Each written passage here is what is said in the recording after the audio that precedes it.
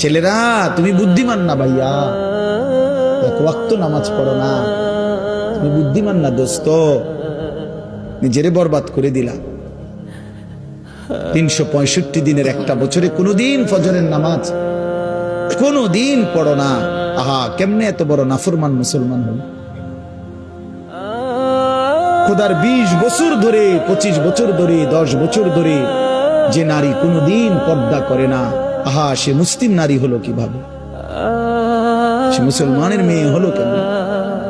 যে মেয়ে পরের ছেলের সাথে, পরের পুরুষের সাথে অবৈধ সম্পর্ক করে, হারাম সম্পর্ক করে, ওই অসভ্য নির্লজ্জ বেহায়া নারী সে মুসলমানের মেয়ে হয় কেন? মুসলমানের কন্যা হয় কেন? এজন্য বেপর্দা নারী মনে রাখবেন, বেহায়া নারী, কোন বেপর্দা নারী নারী না।